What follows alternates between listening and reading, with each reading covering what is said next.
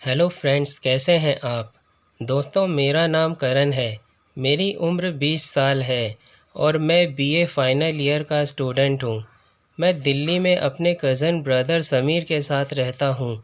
समीर भैया मुझसे उम्र में 3 साल बड़े हैं और यहाँ एक मल्टीनेशनल कंपनी में जॉब करते हैं।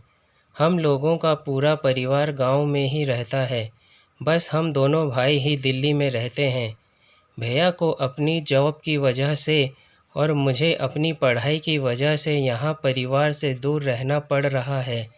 समीर भैया की अगले हफ्ते शादी है तो वह कल ही गांव चले जाएंगे, लेकिन मैं उनकी शादी में नहीं जा पाऊँगा क्योंकि उनकी शादी के टाइम पर मेरे फाइनल ईयर के एग्ज़ाम हैं। इसलिए मुझे यहीं पर रहना पड़ेगा। लेकिन कोई बात नहीं, शादी के बाद तो भैया भाभी को लेकर यहीं पर आएंगे तो मैं भाभी से यहीं पर मिल लूँगा। दिन गुज़रते हैं, समीर भैया की शादी हो जाती है, लेकिन शादी के फ़ौरन बाद ही समीर भैया को दिल्ली आना पड़ जाता है क्योंकि उनके ऑफ़िस में कुछ प्रॉब्लम हो गई थी। इसलिए वह अपनी पत्नी को साथ लेकर दिल्ली आ गए। जिस समय भैया भाभी को लेकर घर पहुँचे उस समय मैं कॉलेज गया हुआ था। भैया ने भाभी को घर पर छोड़ा और वह ऑफिस के लिए निकल गए। दिन में जब मैं कॉलेज से घर पहुंचा तो दरवाज़ा भाभी ने ही खोला। भाभी को मैं पहली बार देख रहा था और वह इतनी खूबसूरत थी कि मेरी उन पर से नज़रें ही नहीं हटी। लंबी हाइट, खूबसूरत नैन नक्श, भरा हुआ गठीला बदन और साड़ी पहने हुए भाभी भला की खूबसूरत लग रही थी। भाभी ने कहा, देवर जी ऐसे ही अपनी भाभी को निहारते रहोगे या अंदर भी आओगे। भाभी की बातें सुनकर मेरा ध्यान उनसे हटा और मैं अपने होश में आया और मुस्कुराता हुआ घर के अंदर चला गया। भाभी भी मेरी हम उम्र ही थी। भाभी ने मुझे पीने के लिए पानी दिया और फिर खाना लेकर आ गई।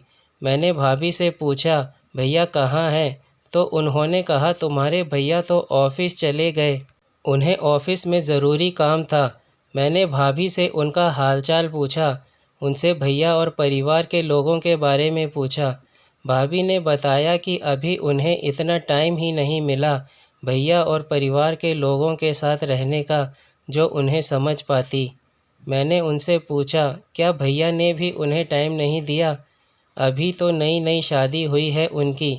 भाभी ने बताया कि तुम्हारे भैया ने भी कहाँ मेरे साथ थोड़ा टाइम बिताया है, वह तो शादी के बाद से ही अपने ऑफिस के काम में बिजी हैं। अब शाम को ऑफिस से घर आएंगे तो हमें कुछ समय मिलेगा एक दूसरे को जानने समझने का, प्यार भरी दो बातें करने का।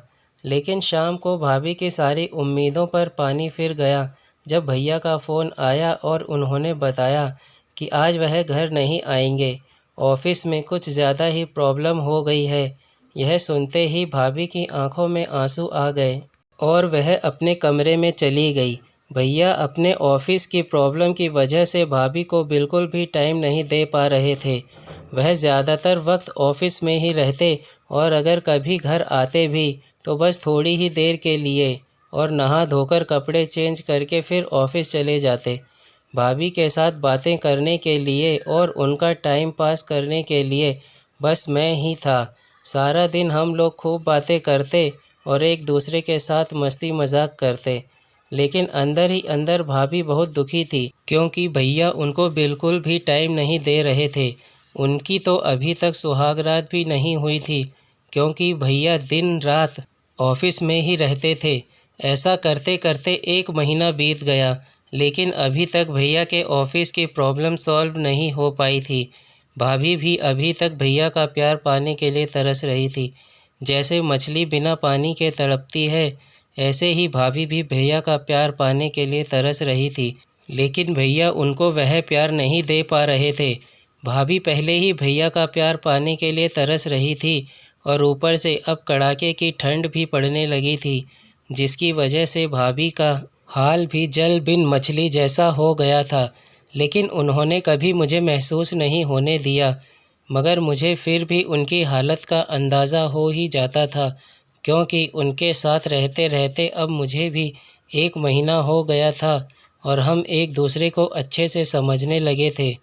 रोज़ की तरह भैया आज भी रात ऑफिस में ही थे और घर पर भाभी और मैं दोनों अकेले थे। ठंड भी बहुत ज़्यादा हो रही थी। मैं थोड़ी देर के लिए छत पर चला गया और भाभी अपने कमरे में ही बैठी थी। इतने में लाइट चली गई और पूरे घर में अंधेरा हो गया। अंधेरा होते ही भाभी डर गई।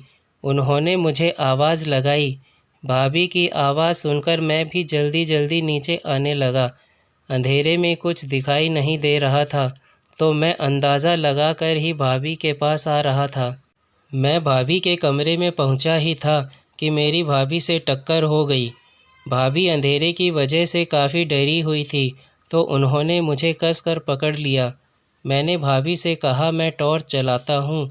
उन्होंने मुझे मना कर दिया। नहीं देवर जी, अभी कहीं मत जाओ मुझे छोड़कर, मुझे बहुत डर लग रहा है। मैंने कहा ठीक है, नहीं जा रहा मैं कहीं, आप डरो मत। लगभग आधे घंटे बाद लाइट आई और पूरे घर में रोशनी हो गई। लेकिन उजाला होने के बाद जैसे ही मेरी नज़रें भाभी पर पड़ी तो मैंने देखा कि उनकी आंखों से तो आंसुओं की धारा बह रही थी। मैंने भाभी से पूछा, भाभी क्या हुआ, आप रो क्यों रही हैं? तो भाभी ने बताया कि उन्हें भैया की बहुत याद आ रही है। भाभी की बात सुनकर मेरा भी दिल भर आया। भाभी को ऐसे रोता हुआ देखकर मुझे बहुत बुरा लग रहा था। अब मैंने अपने मन में ठान लिया कि मैं भैया से बात करूंगा कि उन्हें भाभी को भी थोड़ा वक्त देना चाहिए। अभी तो उनके वैवाहिक जीवन की शुरुआत हुई है और उन्होंने अभी से भाभी को अकेला छोड़ दिया। मैंने भाभी से कहा कि आप दुखी मत होइए, मैं भैया से बात करूंगा और उन्हें समझाऊंगा।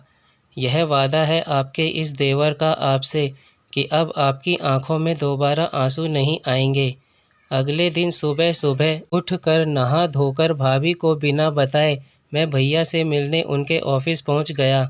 वहां पहुंचकर मैं भैया से मिला और मैंने उनको भाभी की तकलीफ़, उनके दुख दर्द और उनके अकेलेपन के बारे में भैया को बात की। मैंने उन्हें बताया कि भाभी अंदर से कितनी दुखी हैं उनकी वजह से।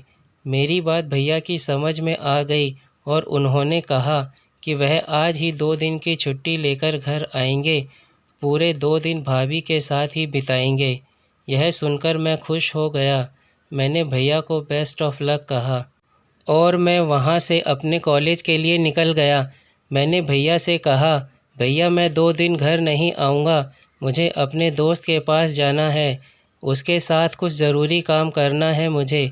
भैया हंसने लगे क्योंकि वह समझ गए थे कि मैं झूठ बोल रहा हूँ और मैं नहीं चाहता कि मेरी वजह से उन दोनों को कोई डिस्टर्बेंस हो। भैया सुबह ही भाभी को बिना बताए घर पहुँच गए। भाभी ने दरवाज़ा खोला और भैया को देखकर वह बहुत खुश हो गई। भाभी ने भैया से कहा, अरे आपने बताया नहीं कि आप घर आ रहे हैं। भैया ने भाभी से कहा, वह क्या है ना, आज सुबह सुबह किसी ने मुझसे आकर कहा कि मेरी पत्नी बहुत दुखी है और इस समय ऑफिस से ज़्यादा मेरी पत्नी को मेरी ज़रूरत है। तो फिर क्या था, मैंने ऑफिस वालों को बोल दिया कि अब 2 दिन में ऑफिस नहीं आऊँगा क्योंकि अब मुझे 2 दिन अपनी पत्नी की सेवा करनी है। यह सुनकर भाभी की खुशी का ठिकाना नहीं था। भाभी समझ गई थी कि भैया को उनकी तकलीफ़ के बारे में किसने बताया है। भाभी ने भैया से पूछा, अच्छा तो वह साधु महाराज कहाँ हैं जिन्होंने आपको मेरी तकलीफ़ के बारे में बताया? मैं भी उनका शुक्रिया अदा करना चाहती हूँ। भैया ने कहा, वह तो 2 दिन बाद ही आएंगे। उन्होंने कहा है कि वह अभी अपने दोस्त के यहाँ जा रहे हैं किसी काम से, तो 2 दिन के बाद ही लौटेंगे। भाभी भी समझ गई कि मैं क्यों नहीं आया। 2 दिन तक भैया और भाभी एक दूसरे के साथ वक्त बिताया, प्यार भरी बातें की और एक दूसरे को बहुत सारा प्यार किया। 2 दिन के बाद भाभी के साथ वक्त बिताकर भैया ऑफिस चले गए और उन्होंने भाभी से कहा कि अब वह रोज़ शाम को छुट्टी के बाद घर आया करेंगे। दोपहर को मैं भी घर में पहुंच गया। भाभी ने दरवाज़ा खोला और मैं घर के अंदर आ गया। घर में पहुंचते ही भाभी मेरे सीने से चिपक गई और उनकी आंखों से टप टप आंसू बहने लगे। लेकिन इस बार यह आंसू दुख के नहीं बल्कि खुशी के थे, जिन्हें बाहर आने से भाभी उन्हें रोक नहीं पाई। भाभी मुझे बहुत कुछ कहना चाहती थी, लेकिन मुंह से कुछ बोल ही नहीं पा रही थी, क्योंकि उनका दिल और उनकी आंखें खुशी से इतनी भर आई थी कि उनसे कुछ बोला ही नहीं जा रहा था। लेकिन उनकी आंखें और उनका चेहरा सब बयां कर रहा था कि भाभी कितनी खुश थी और मुझे भर भर कर दुआएं दे रही थी।